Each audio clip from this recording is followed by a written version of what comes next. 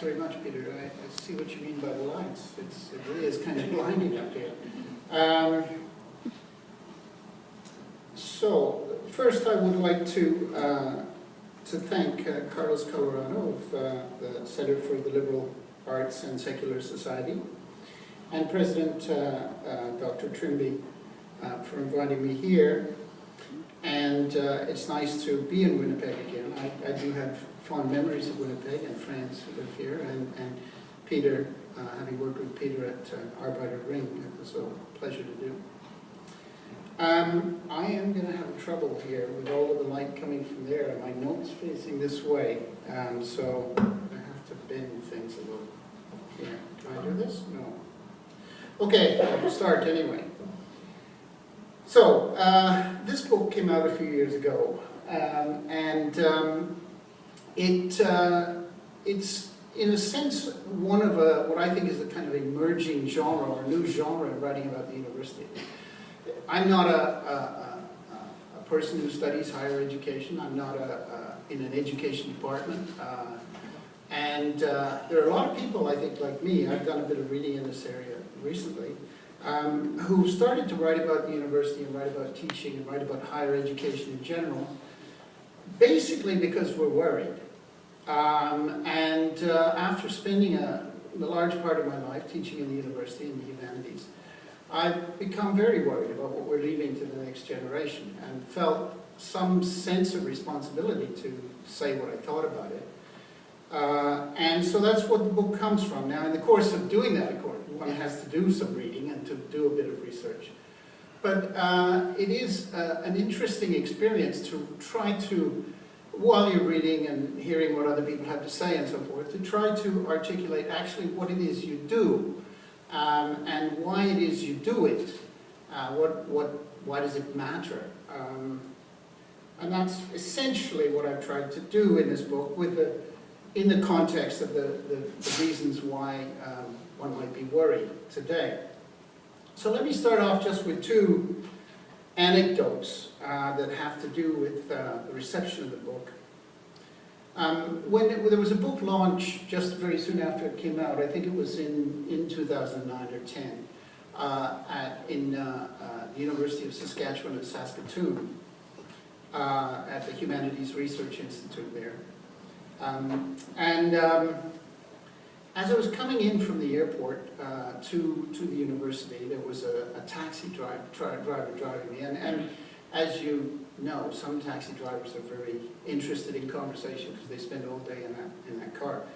And so he wanted to know where I was going. I told him, and he said, "Ah."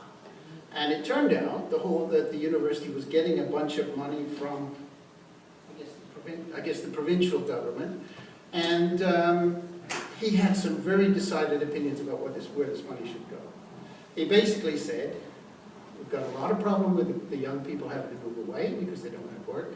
We've got a lot of unemployment here anyway, and so this money should go towards creating jobs. Jobs for people who are going to build a place, jobs for people who are going to work in a place once it's built, and jobs for essentially what students should learn is job training." And I tried to engage him on this, and it turned out that he wasn't a conversationalist, he was a lecturer.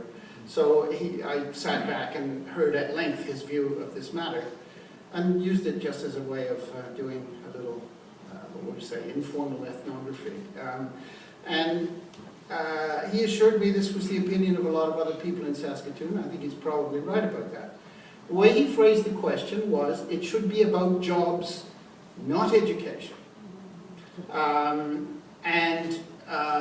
That was the way he phrased it, and I thought, well, he's captured something of the spirit of the times here. The interesting thing is the not, he seemed to know what I thought, so I didn't feel it necessary to tell him. Not education. Another thing that happened was I was talking to my cousin, Denise Mahood, who lives in North Vancouver. And she has 3 children who are now in their 20s. But at that time they were going to university. And there was a lot of talk. This is a few years ago now, and the situation shifted a bit. But there was a lot of talk at that time, still is, about how universities should adapt, they should change themselves around, and they should become job training places.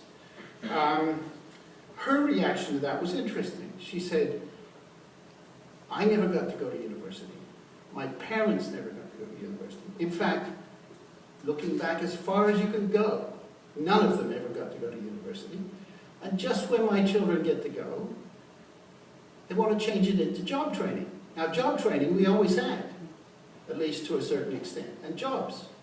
So, she was worried that the content of education, which is some access to culture, in the broad sense, and some access to the inherited wisdom and thought of humanity, something to which she felt that her family, which is my family, had never had enough access, was being shut down just at the time as it was being offered, you know. So that's another way of looking at it.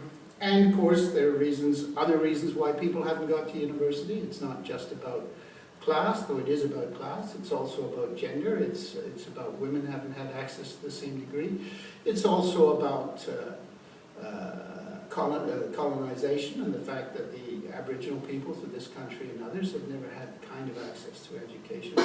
And of course there's been a kind of cultural difficulty in that for them anyway. It's never been made easy. So I don't want to list all the reasons why people haven't gotten in. There are many of them. But the interesting thing is now, if the argument now is access, the question really should be also access to what and why. So in a sense, I think I'm telling those two anecdotes as a starting point because I think essentially everything I'm going to say today really comes down to those two stories. And I'm going to try to argue to you that the real problem with this is the disjunction, jobs or education. And that's not a good way to think about it. And in fact, if you do think about it that way, as a lot of these rhetorical forms work, it presumes a certain kind of answer. Because let's face it, we're all interested in jobs. We all have to survive, we all have to get by, and we're all, a lot of us, concerned about our children these days and what they're going to do in a world that is rapidly changing. So it's not that I want to argue for education as something different from job training, but I want to suggest to you we should think about it not in terms of a disjunction, jobs or education, but as a kind of a part-whole problem. You study and you get specific kinds of skills. You study different things, you get different kinds of specific skills. But that all should be, in my way of thinking, and as I will argue to you, within a conception of a whole, a sense of why you want to have such and such a job, what role it has in the society, what purpose does it have, and how do you fit into a larger community and a larger social project that community might have. So that's essentially what I want to say. So I'm not going to go home yet, but that's the essence of it. And since I am a professor of humanities, I'll remind those of you who know and mention to those of you who haven't looked into it that this is a very classical question. It goes back at least 2,500 years in the Western tradition, and I won't speak about others because that's the one I know. It's about the relationship between the search for knowledge on the one hand and ethics or community on the other. What is the social role of knowledge and the search for knowledge? It's a question with a long history, and it has to be addressed time and time again in new conditions to see what's possible under the present circumstances. I want to deal with this question with two things in mind which have to do with those contemporary conditions. One, both of them have to do with the social context of the university or how the university works in society. The first has to do with the relationship between the university and the economy on the one hand and the state on the other. The economy and the state are the two major institutions in our society. And almost everything we do in some way relates to the capitalist economy on the one hand and the nation or nation state on the other. And I think there's been a shift. And that shift has to do with why we have contemporary worries. So I want to try to explain why that is to you. And second of all, to talk a little bit, perhaps all too briefly at the end, about some technological changes that are affecting the social distribution of knowledge, specifically with reference to the internet, and how that is posing some problems as well. All of these I will try to pull together at the end. Now, first diagram. First question before we get into what is going on and how to defend the liberal arts in today's climate. What are the liberal arts? Well, I want to do this through a quick contrast. You know, it's normal things that are counted as liberal arts or humanities, and I use those terms interchangeably, and include the social sciences, by the way. Things like history, philosophy, sociology, psychology, political science, etc. In terms of the way the university is structured, leaving aside the question of whether it ought to be structured that way.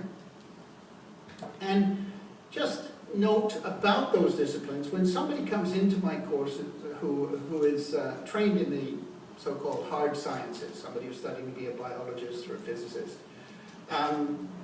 there's a certain reaction. Now, we let those people into our classes, by the way. We, in fact, encourage them into our classes because we think it a very good thing that people who study those much more,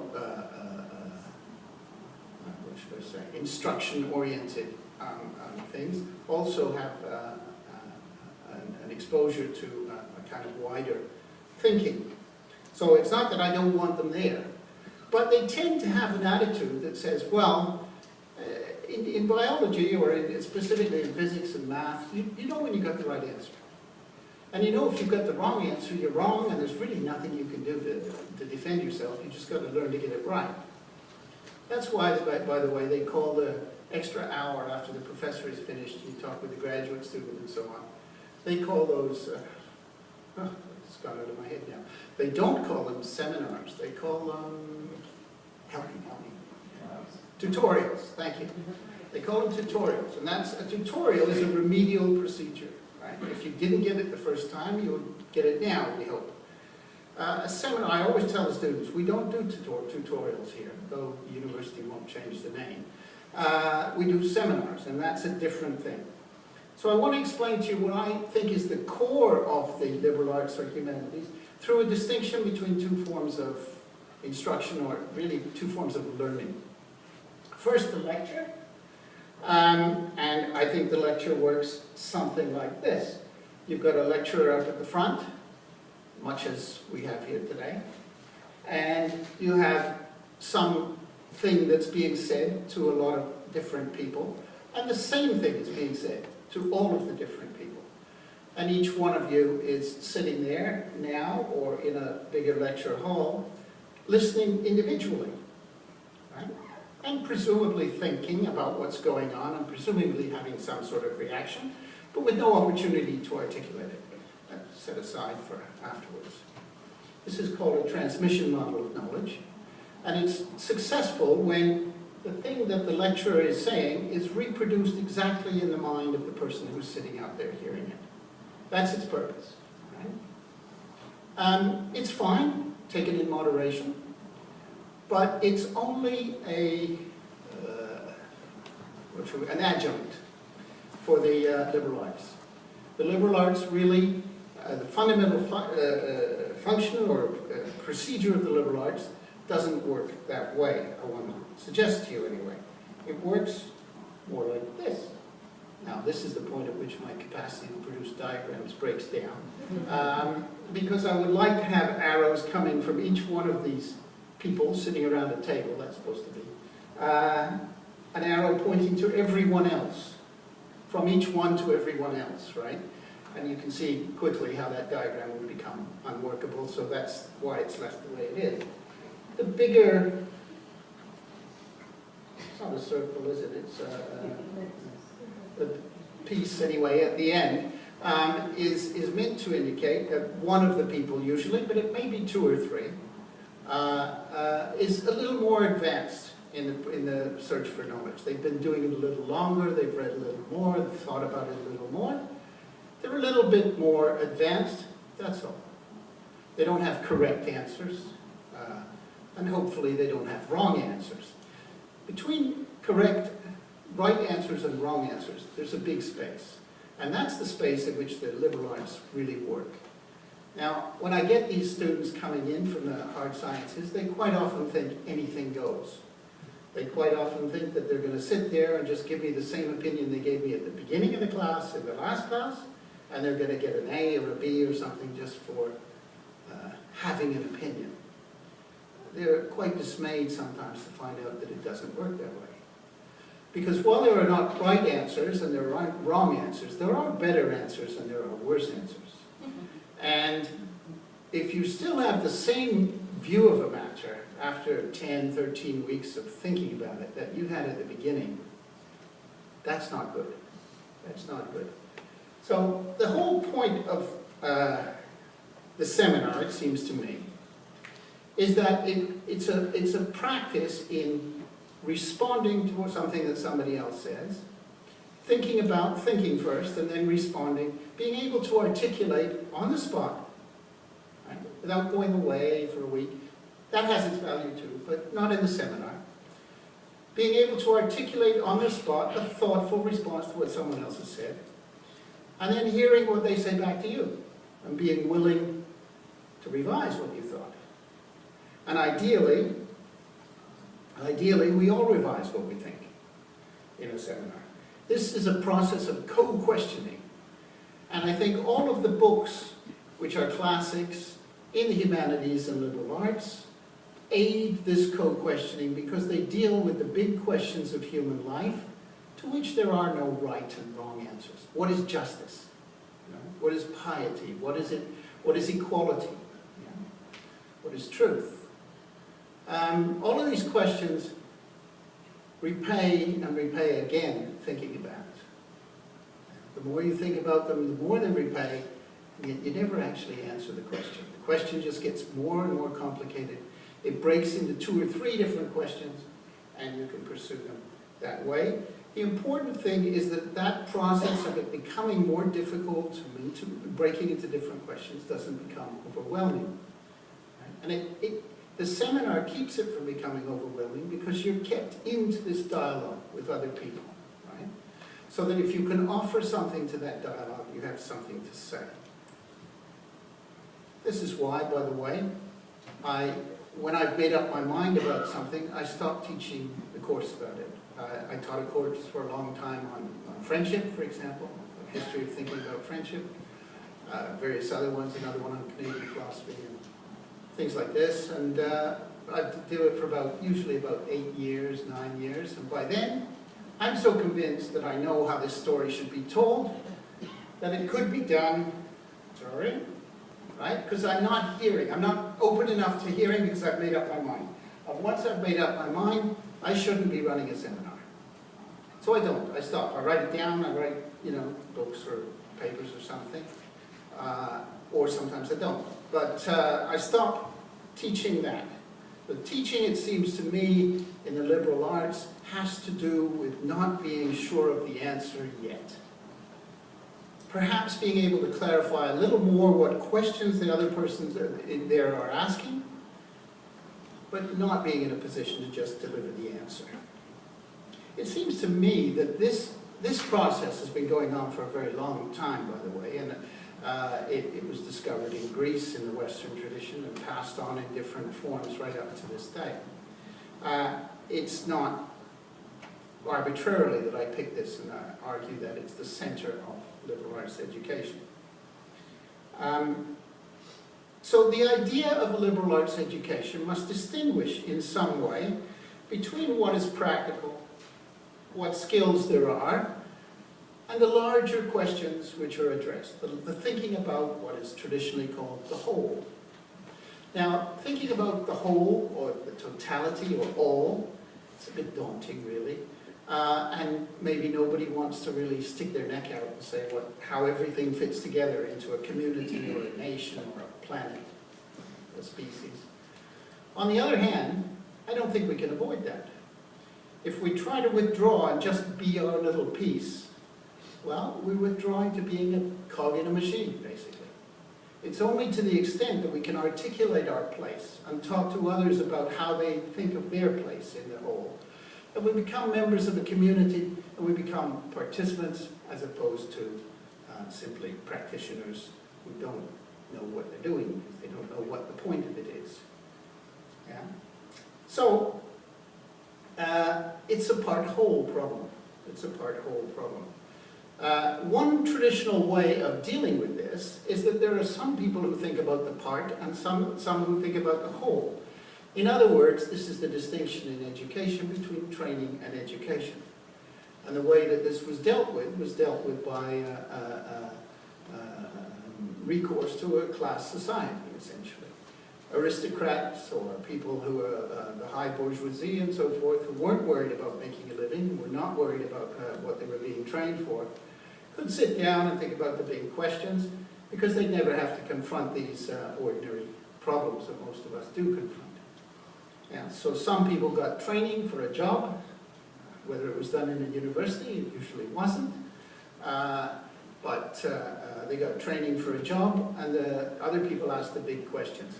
And that reproduced within the educational system the class structure of the society, in which some people were in charge and others were not. So I'm not going to argue to you that that's a bad thing. I'm going to just assume that you think so, because we have some sort of general commitment to a democratic society. And what a democratic society is a society in which we all play a practical role, and we all play a ruling role. And to play that ruling role, to be involved in the thinking of the all or the whole, or which could be the community or the street or the nation or the planet, to play our role in that, we have to try to think the whole. And in doing that, we're of course going to be a little cautious. It's going to teach us humility. It's going to teach us to listen to other people, because you can't just, I can't, and I'm sure none of us can simply sit down and tell everyone else about everything. But what we can do is we can engage in a discussion about it. Very much on this model, I would say. This seminar is, if you like, the educational core of a democratic society. So, let me give you here a quote, which I'm hoping you can read. Because of the tendency in recent times for the university to be pushed towards job training, the liberal arts have often responded, and I think in some sense correctly, by saying, well, we do teach skills, we do teach people things. People come and spend 4 years doing what I've just described, and they come out much more organized thinkers, people who are capable of sorting things out, making a good argument, researching effectively, presenting things to other people. These are all skills in a highly complex scientific technological society that have their use. So every once in a while we get an argument like this, one from, I just picked one recent one that came out in the Toronto Star. This is summing up some research that's been done on the matter. The result is unemployment and salary prospects for liberal arts students similar to those experienced by math and science grads. According to research conducted by the Education Policy Research Initiative at the University of Ottawa, social sciences and humanities graduates have steady growth in earnings, more than 70% throughout their early careers, and within 13 years they are earning salaries of just under $80,000. Now, this should be encouraging to you. It's encouraging to me. It's also been asserted in previous studies that while liberal arts graduates often spend 4 or 5 years doing a bit of this, a bit of that, a bit of the next thing, bouncing around, that once they do find a niche, they tend to go ahead and up and have success much more rapidly than people who've studied other things. Precisely because they understand flexibility. And they understand flexibility is not just adjusting to something, but also thinking about it. Thinking about how it might work as well as how it does work. Right? Having a larger perspective, in short. So this is good news, and that's fine. I'm not saying it's not. But if we keep the justification of the liberal arts just to their skill-producing effects, we've essentially lost the argument to the other side. We've essentially said the only point of the liberal arts is really skills training. Yeah? And that I still am not going to want to agree with. I'm going to want to say that there are skills, which I firmly believe, and I think the studies do bear that out. However, the important thing is that people have not just learned those skills, they've learned how to think about the place of those skills in the larger story. So that's what we have to defend. We, meaning those of us in the liberal arts and humanities, and those friends of that in the society at large who see the point, basically. We have to defend some sense that it is worthwhile for the society to train being the wrong word, to educate young people, indeed all people, to have some appreciation of the cultural heritage that we have at our fingertips available to us, and to use it to address questions of importance that we face. This comes up in the university in the discussion of curriculum, because curriculum should always both stress practical skills and stress the meaning of those within larger context. So it seems to me that curriculum discussions should not be driven by what students want exactly, though that shouldn't be irrelevant. It should be driven by some sort of relationship here between necessary skills like writing and reading and articulating and so forth, along with reflection on higher matters. Now, that was the preface. What are the liberal arts, you remember? The question is now, why are we in the mess we're in? Or why do we have the concerns we have? Well, I'm going to give you two reflections on that. One has to do with the decline of the welfare state, and specifically its effects on the university. And that should be here. And the second has to do with more technological issues that I'm going to address through a quick reference to the internet and its significance. Okay, now what I'm wanting this diagram to show, by the welfare state I mean that the compromise between the capitalist corporations on the one hand, the nation state on the other, unions as well, after the Second World War, which was based upon a national economy that could be in some sense managed and influenced by the nation state. The source of income for the university, if you look at it's your left side too, basically came from the nation state. Most of the funding came from there, in our case in Canada, of course, through the provinces. And it was based upon taxes from the general population, and also taxes on corporations, and tuition. The university produced educated workers for the corporations, but importantly, part of the justification for universities was it produced educated citizens. Notice that piece in the inside left, which would lead towards the greater degrees, ideally, lead towards greater participation in the democratic process of the country and in the making decisions on a more rational, long-term perspective. So there were three things going on here at the same time in a structure that looked essentially like this. First, there was a kind of training, and that was legitimated to the population as social mobility. People could get a training in the university that their parents didn't have, as was the case in my case and many others, and therefore could have jobs which their parents didn't have access to.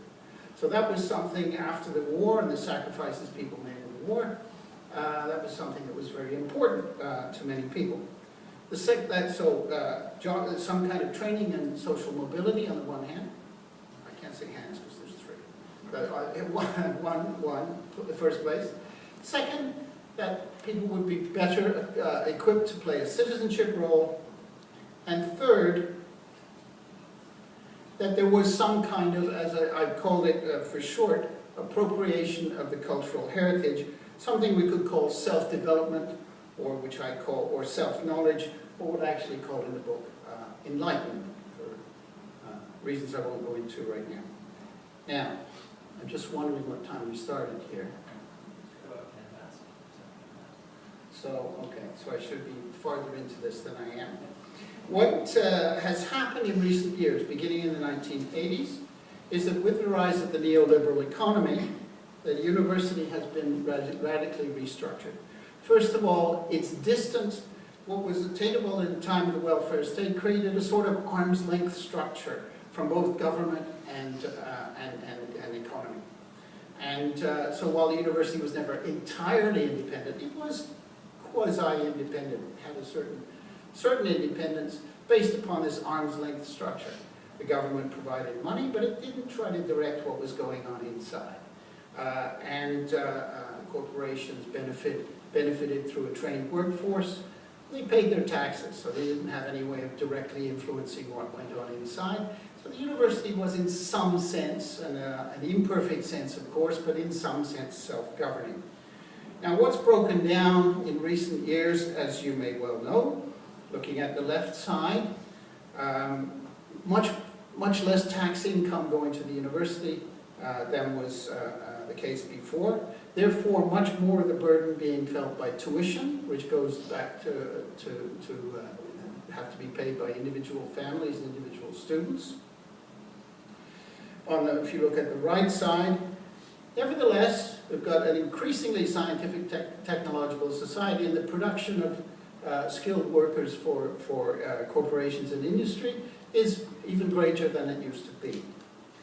Also, with the lack of funding coming from the government side, direct funding from corporations, which I've got as a very minuscule line here at the right on the previous thing, was almost negligible, here has become very important. And many universities choose their presidents basically because they think they can find corporate funding for various things going on in the university, because there is indeed a financial problem that most universities experience. It's a real thing, it's not just talk. So this has changed the arm's length structure that the university used to have from the big institutions in our society, and essentially made the university increasingly indebted to corporations.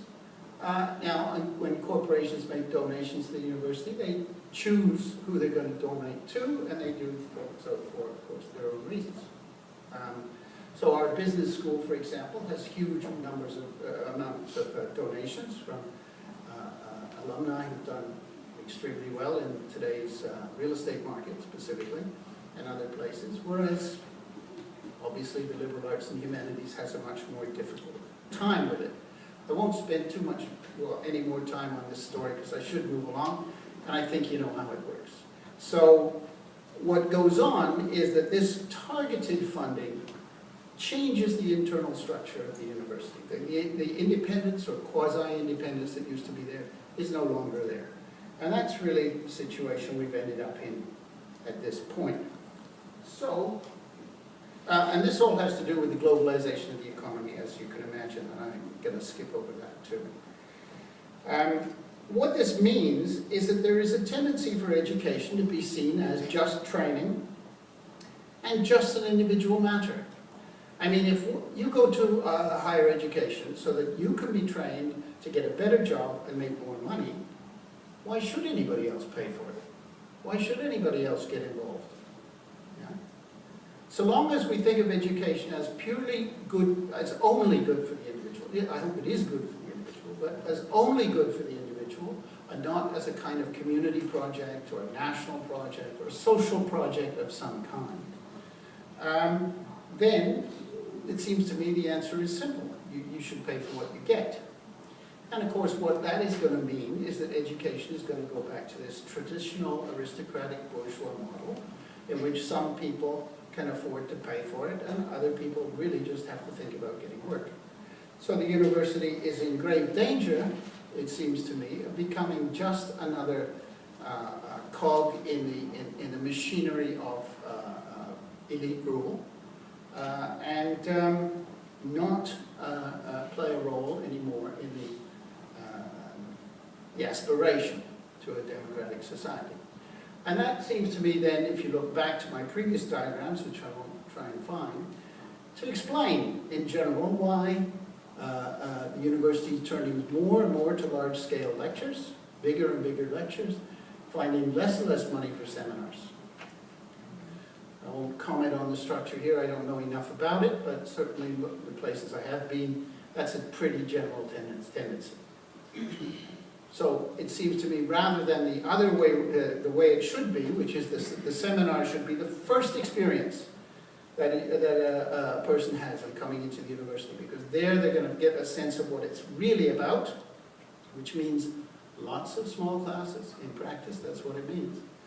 Yeah. Eventually, now we come into, and you go through your first year, and you're in classes with 250 people for 4 or 5 classes, and what's your experience? Your experience is that you're being told, you're not being asked to participate. That's just, it seems to me obvious. So,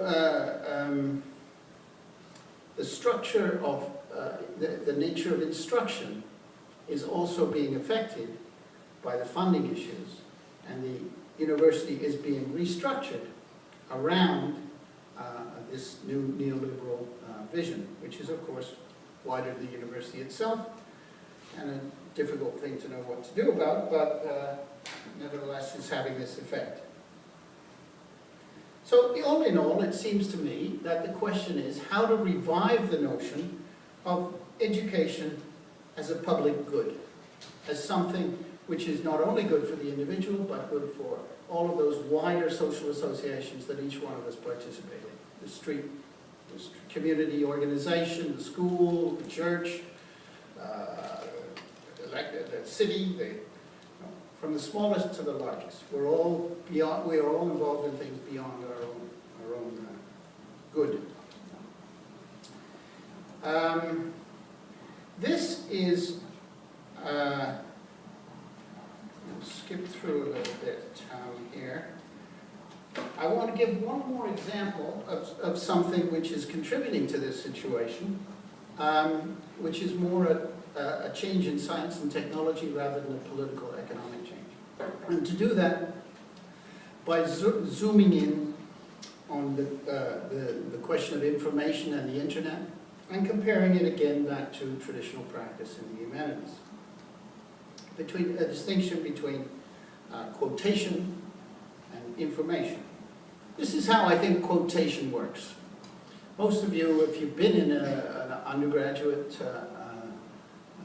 liberal arts course, have been told to write an essay, required to write an essay. And an essay works essentially this way. The essay's in the middle there. What you've done is you've read a lot of stuff, so you've got these books over here, or articles, or things, experiences, whatever they are, and you select from those. You take it out of a previous context. You say something like, well, Plato says on page 43 that blah, blah, blah, blah, and you take that piece and you put it into your own context. There's more than one of those, you pick it from different places. The important thing is that the unity of the thing is provided by your own essay. It's your own articulation. The essay is the refined, reflective version of your response in the seminar. Right? So you have a whole, which is this new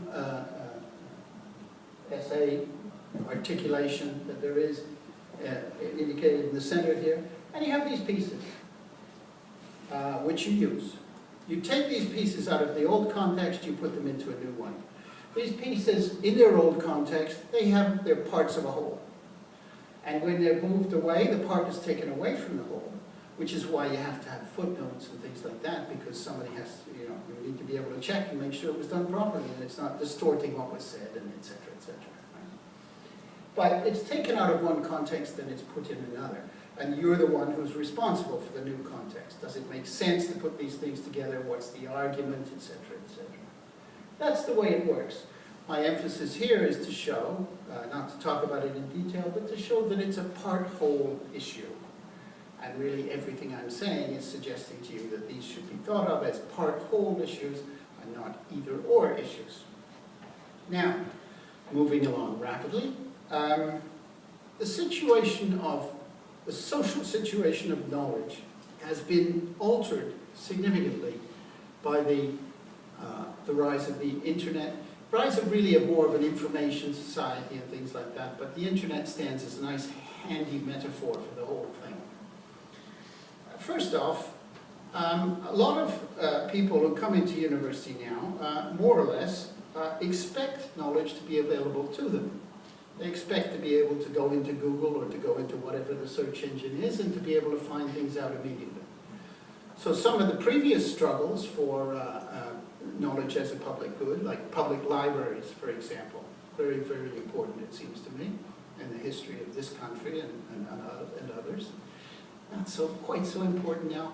I'm not saying it's not important, but I'm saying that there is a rising generation that has quite easy access to many kinds of information.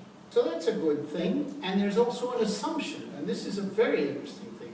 I find that younger people in general tend to assume that information should be available.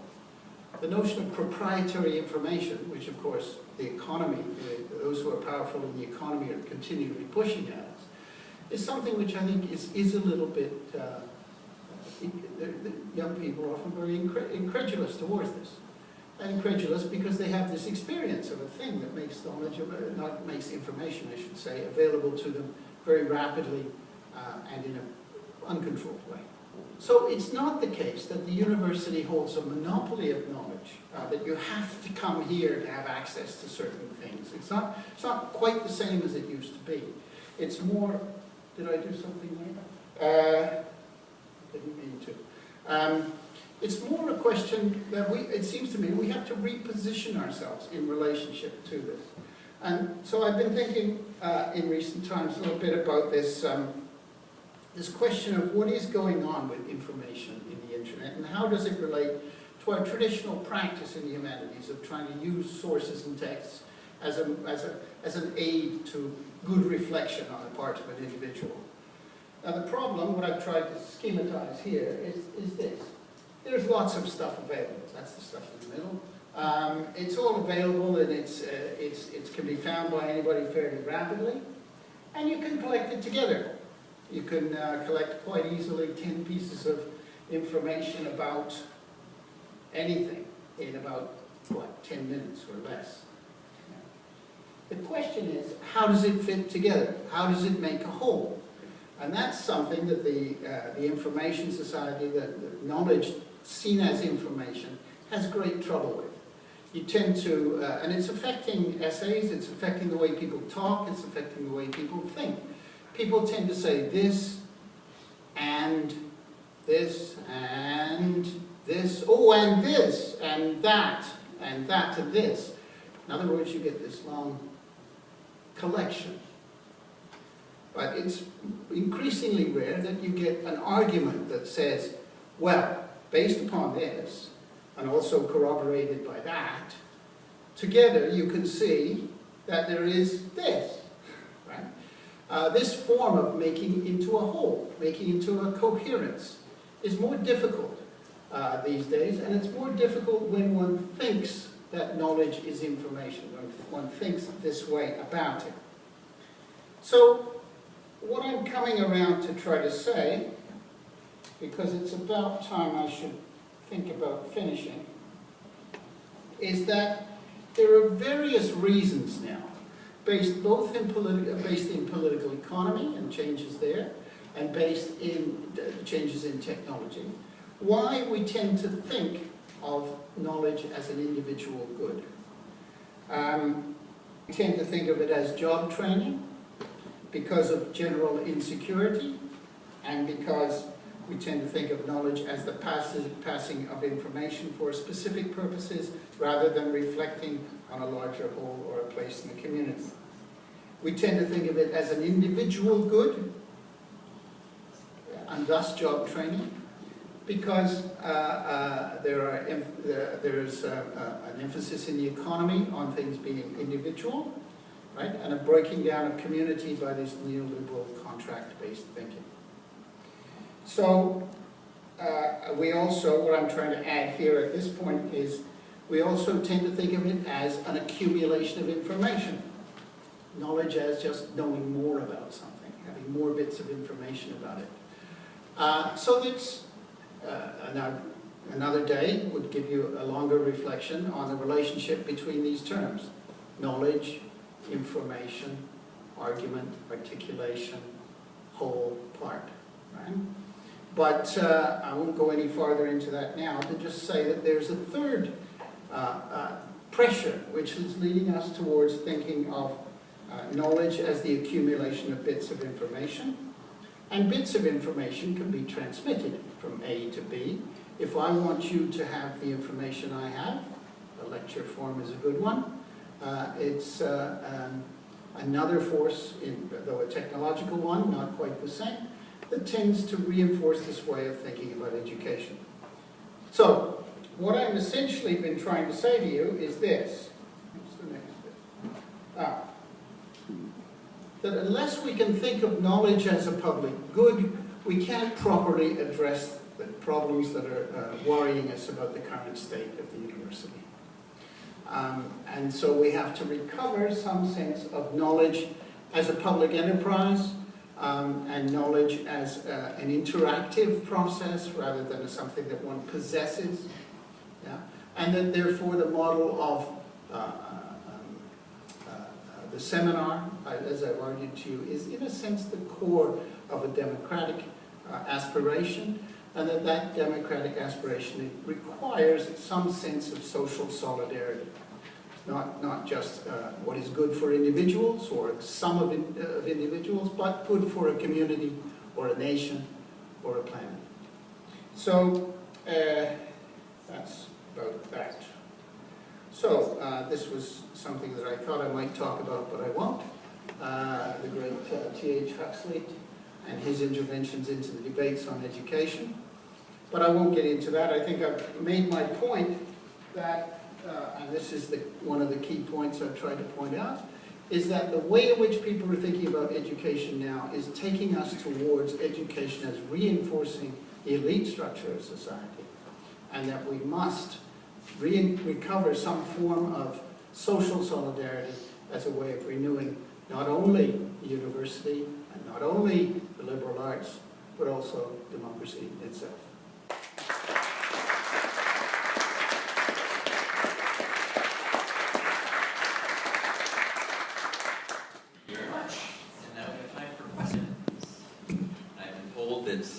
If you have a question, you have to be speaking into this microphone, otherwise it doesn't get recorded. So, raise your hand and I will run up to you, and if you do it quickly, I'll trip over the stairs and you'll get a watch the fall.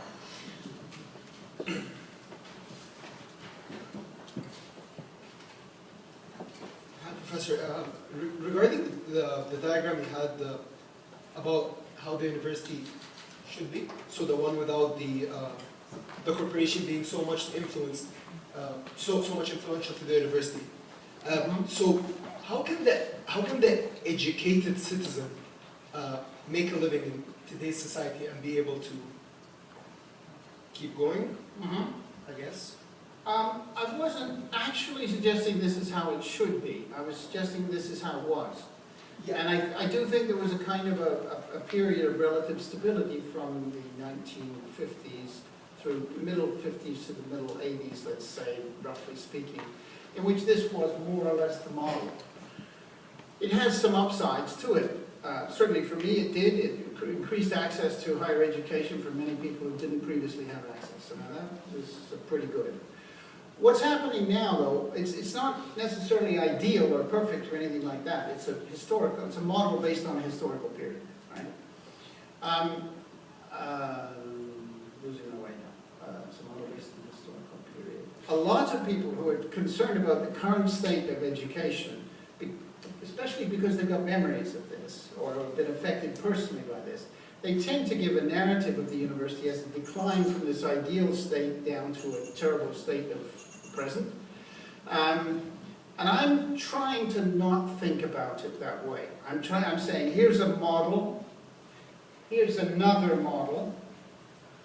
I can't see a lot good about this one, to be quite frank, but I am willing to consider, in principle, that there are pluses and minuses to any model that you might set up there.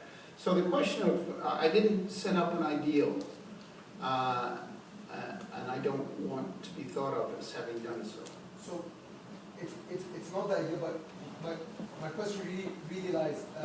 So if the new liberal university model is leading us towards a more of a place where only a few people can afford education, wouldn't for the previous model, just the concept of being, I'm not saying that's the ideal model or anything, just as this concept, wouldn't it make it hard for someone who's not wealthy or that to be in the position of the educated citizen? Yeah. Okay, well, in the interest, I realized I was going on for a bit too long, so I cut off my conclusion, but the conclusion had to do with what we could do now, so maybe that's what you're asking about. I think that because I've tried to analyze the situation as the changed relationship of the university to its social context, to put it quickly, that we now have various other things that we can talk about in terms of its relationship of the university to its social context as possibilities that it offers us for the future. One of the things is, and it has to do with this in-out relationship, society, it's the university society. One of the things is the traditional university discounted knowledges from outside the university. In this country, most significantly Aboriginal knowledges. This was part of the way it was set up as, in origin, a European, Eurocentric institution. Now, we have a different kind of sense of knowledge being already in the environment now than we used to, and it should be easier for us, and it is incumbent upon us, to find a place for within the university for Aboriginal knowledges. That's the first thing. The other thing is we will see a flight of the search for knowledge outside universities. As universities experience these problems, we'll find people, and I think we do find people already, building up other networks in which they can think and work. You see very interesting experiments with coffee shops, often run by people who've just recently come out of university and are trying to set up cultural spaces, right? So there's some very interesting things going on there, which are reminiscent of the 18th century, the salons, the coffee shops, the places in which knowledge was not institutionalized in universities. I think we'll see a lot more of that. So this question of what's in and what's out, I think is fluid now, and I think it really should be looked at as a place of opportunity. And then there is one other thing, which I'll say really quickly, is the time, in some way, the search for knowledge should be tied to a social vision of social development. And I was dismayed, somebody in the class today told me that the forgiving of tuition in Manitoba has now been cancelled just recently. Very dismayed to hear about that. I mentioned it in the book. It also happened in New Brunswick, and recently New York State has decided to do that. So I think this is enormously important. If you've got a place where people are being educated and then are having to go because they can't find work, or you should, if you tie the notion, and this does speak, I think, to my taxi driver in some way, these people need to stick around, and after a while, things will be created. There will be more opportunity. It will take a little while. So there are things that can be done, it seems to me. I don't have a 10-point plan or anything, but I do think that there are spaces in which opportunities could come. I don't see the ideal as being in the past or necessarily in the future. What I see is a changing structure in which certain opportunities can be, should be analyzed, and we should go after them. That's what I'm trying to say. Hi, when you were discussing the relationship between new technologies and knowledge, relating that knowledge is now considered more to be information, could we not also say that it is equal or more so the issue that since grade school, teachers and professors are relying more on what you said, the lecture format, or using this technology, instead of teaching how to find knowledge, but teaching students from a young age that knowledge is information. So maybe less the technology's issue and more how the instruction model has been set up. Excuse me. Absolutely. The fact that there are, we might call them knowledge machines or universal computing machines, are available is not itself the problem. The problem is it's become a metaphor for the way we think about knowledge outright. Right? So this is one way in which I think, for example, I listened to Sheila Cluthier here last night, and I've listened to some of the Aboriginal speakers out in BC who are articulating a different way of looking at the world. And this is really important because it shows that there is a way of thinking which is viable in today's world, but which is not information-based. So it's not the existence or non-existence of computers, that's not what I'm talking about. I did have to rush through a little bit there. It's the fact that it is, these things, you see, they come in, people are fascinated by them and fixated on them, they become metaphors. They become the way in which we think about everything, right? That's what's happened with the transmission model, which was originally developed to think about the telephone. So, yes, is the short answer.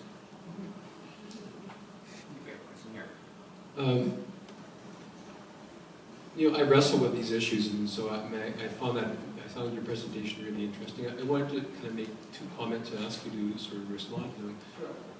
One was one of the big changes in universities, I think, and I don't know the numbers, is the number of people who've gone to universities in the 60s and 70s. Yeah.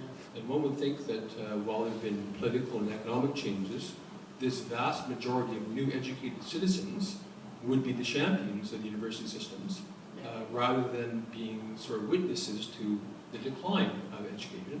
And that seems to be a juxtaposition of a large new class of people who've had the benefits of this educational system, who don't seem to be effectively championing the system that they would have been benefited from. It's kind of a bit like the commodification of like airplanes. Back in the good old days, you went in an airplane, it was special, and now it's like going on a Greyhound bus. It just kind of becomes something that is no longer special. So that would be one comment. The second question was that issue of maybe the romance of your earlier diagram. Things were good when the university was self-regulating. Government didn't do too much, corporations didn't too much. The university, when it was in charge of itself, it did really, really well. And I guess I want to challenge that. And I know you're stepping back from that, but it seems a bit this romance of, as a self-governing institution, it was doing really quite well. And I think there are many who it's just, as a self-governing institution, it hasn't done well, and we need to find new ways to provide for social governance of this public good. I'm not sure I quite understand the second point. You're saying that that I'm being too disparaging of this? No, I'm saying in the earlier diagram, in the times when things were stable and somewhat good, the university was isolated from the nation state, who gave them tax money but didn't regulate or direct. They fed university to corporations who also didn't expect much and didn't have any direct funding relationship. So it was good when they were isolated from the corporations and the nation state. Right. In effect, self-regulated. And I'm wondering now that you have a more activist nation state and the corporations who want to change and shape the university system, how we find a way to provide for a different social governance model which recognizes that universities didn't do that great a job when they were self-regulated, and now they're probably in even more peril when you have the nation state and the corporations playing more activist roles. Well, your two questions are tied up together. I don't know really the answer to the second question, but to be quite honest, but I am a little baffled also why people from essentially my generation, people a little bit younger, a little bit older, who benefited very much from the welfare state and from the access to higher education, amongst other things, have not become more vocal, being more vocal defenders of it in recent years, given the destruction of these things, not only at the university, but in terms of healthcare and all kinds of things which are being destroyed by being underfunded. Now, why? I don't really know the answer to that. I can only explain it through this general degradation of the idea of social solidarity. The notion that people seem to go along with taking purely individual credit for things that they've achieved. And I see that all the time in education, and it's really quite remarkable because, let's face it, when you try to say something you think you know, or that you at least want to say, you rest on everybody's shoulders all the way right back to your kindergarten teacher. You know, without all of those people, you couldn't be saying this. And without all the people who worked and fed you and took care of you, you know, we are just, it seems to me, thoroughly social beings. And wanting to take credit myself for this or that it's kind of nice, but it's a bit cheap, you know. So why people have gone along with this, not everybody, you know, but the culture has really shifted in that direction, and I don't know. Okay, another question. I am just trying to look for places where there might be new sources of certain kinds of social solidarity. That's what I'm trying to do. Yeah. So my question is basically, like I feel like very recently with the newer generation, with being the way that technology has gone, info basically at your fingertips at all points in time, there's less drive to educate, because if they need to know something, they can just look it up on their phone kind of deal, right? And in my very recent generation as well, but we still had drive to learn from our previous generations and read out of books and learn. That's how we educated ourselves, right? That point aside, with a society that's ever moving towards automation, things like automated drivers, automated factory workers, and things like that, and our economy being based roughly 30 to 40% off of that being job supply. Is there sort of a plan to push the drive for education on the younger generations coming, where they're going to need to be, you know, they're going to have their doctorates, and they're going to want to have education in science and technology so that they can find a career in the society that we're moving towards? Yeah, well, these are very real problems, and again, I can say a few things about it, but I don't have kind of solutions to them all. I do think that you're right, that I think you agreed with me that basically people are tending to think about knowledge as information, and if it is information, you can look it up, and so you don't need the degree, and so that is in large part why I'm spending a fair bit of time discussing things which, in a certain sense, are obvious, because everybody knows this is what, you know, people write essays and things like that, and they say, well, what is actually going on there? Because I think there is a different form of knowing there. And I think that it will be very important in the future for people to know the difference between having, you know, key word here, having information or having access to information, and learning, which is not something you have, it's something you do. And that's why I spent some time with that. Now, the real questions that you pose in terms of do people need degrees and why do they need, you know, one of the things that's happened as part of all of this, which I didn't really talk about, is that the university is being pushed, as all higher education is, towards being basically a credential granting institution. Right? If you get the credential, then you've got what you went there for. If you don't get it, it's worthless. Pardon me, the students, because I mentioned this story in class today, but in the class today, or whatever it was today. But it is interesting to me, right? I had this fellow point at me at a party some Saturday night somewhere. We were drinking beer and carrying on, what have you. And he said to me, listen, why don't you guys up at the university, why is it so hard to get in anymore? He was about my age. And he said, you know, when I was in high school, I got C's, and I got into Simon Fraser University. I spent 2 years there. It was pretty good. And then I left, and I did some other things. So, a lot of things could be said about that. Nowadays, that would be considered a failure. He only had 2 years education, didn't get a degree. Well, maybe that was worthwhile for him. You know, what's so special about this piece of paper? If it's the process and the time that's put in and the effort, you know. So it's all starting to come down to credential. I said to him, now he went on to say that his 2 kids, he had 2 boys, and he said they're getting A's and B's, they can't get in. So what are you guys doing up there? So I said, well, why don't you guys elect the government that's willing to pay some money in to keep up with paying per head in university, what they were willing to pay 20 or 30 years ago, and we'll bring in your kids and teach them quite happily.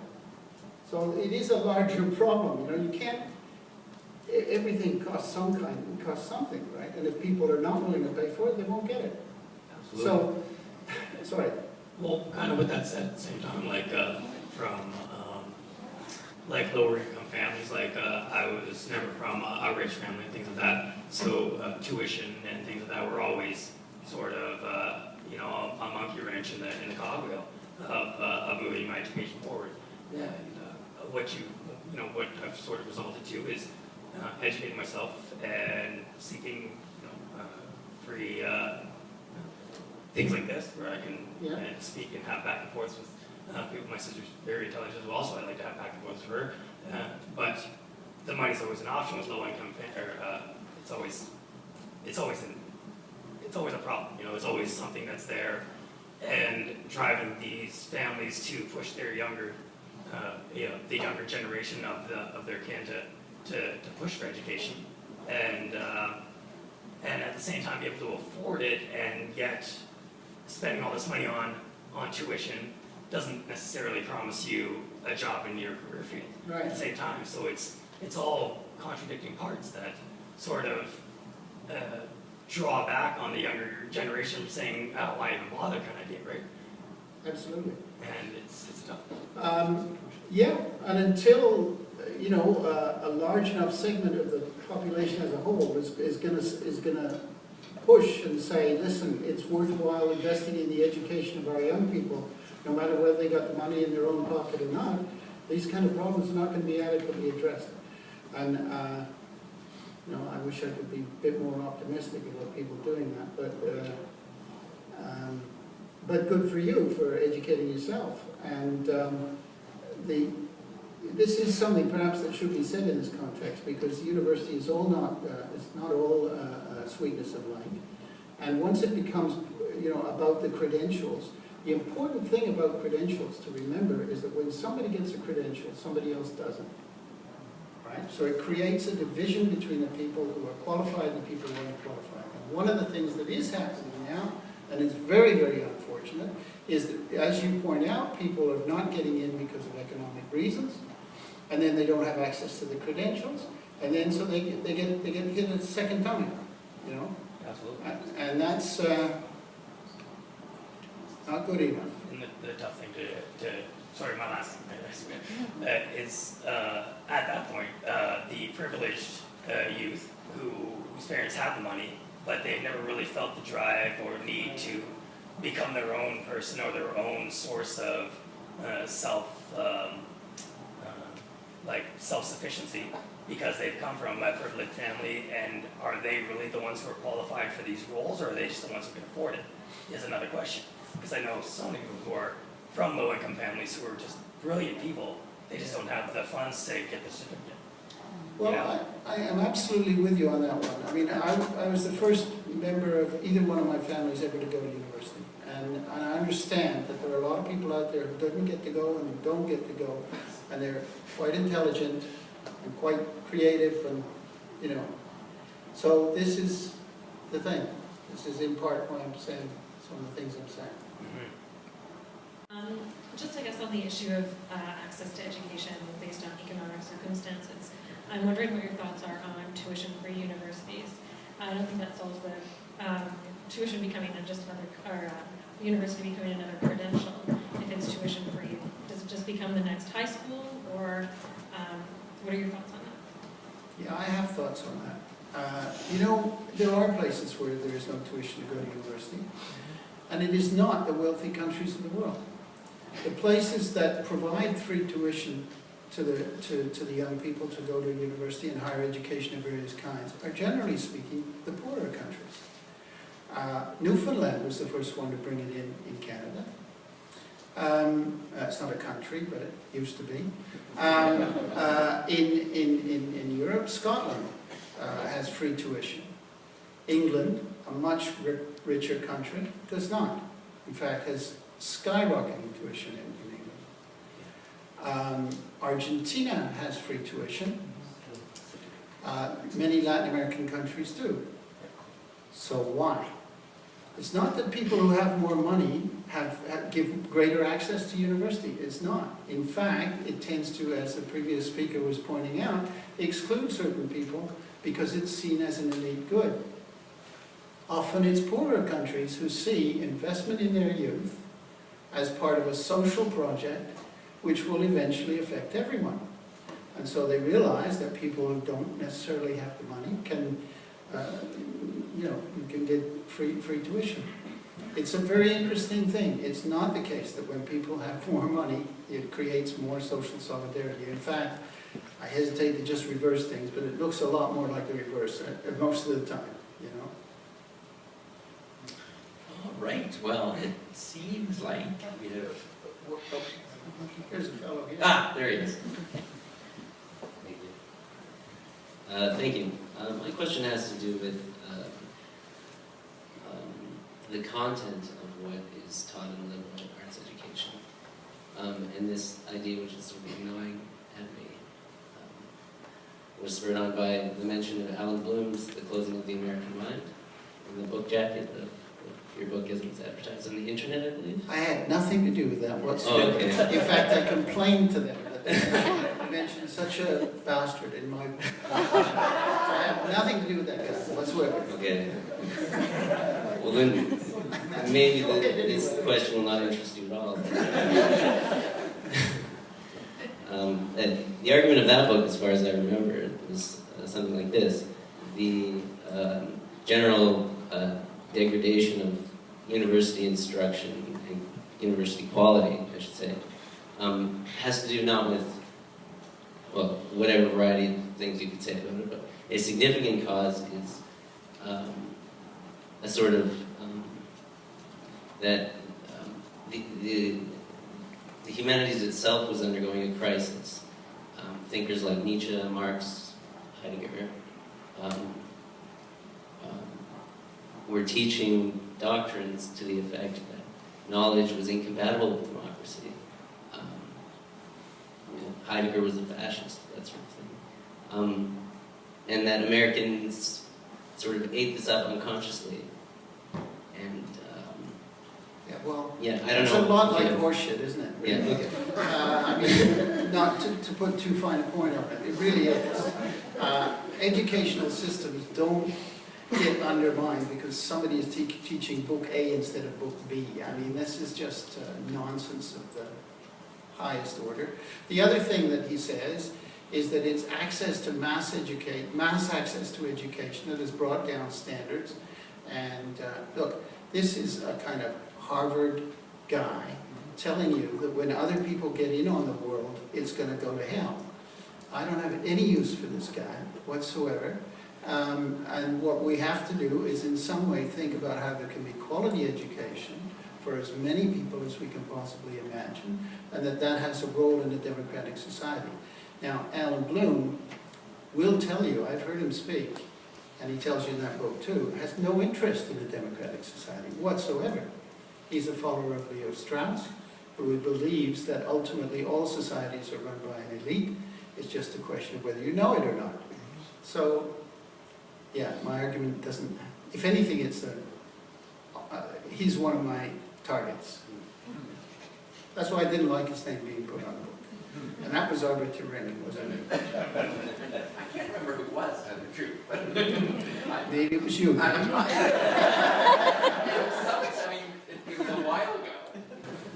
But clearly the notion that you are the antidote to that type of thinking. Like when I was an undergraduate, we read that book in at least 2 different classes. Really? Most people hated it, right? I think most of the professors were glad we hated it.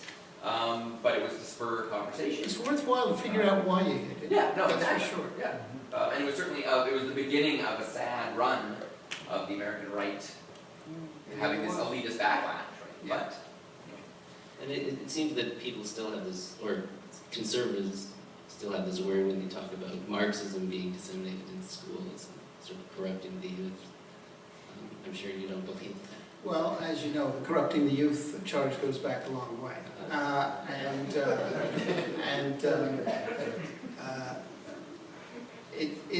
a noble profession to corrupt the youth. If the people who are deciding what is corruption are themselves unworthy. Thank you. All right, well, it's getting a bit late, and we've had a fabulous set of questions, and I quite like the fact that the questions were so good that, you know, Ian Angus didn't have all the answers, because if he did, it would sort of ruin the whole point of the lecture. So that was good. We were sort of right in danger there. But I mean, more seriously, much more importantly, I think that certainly you brought up the good questions. We were loving the questions, and you know, give us lots more to think about as we continue, because clearly this doesn't end here. And you've set up a really nice set of the structures around the problems we face, and I think we saw that from the questions.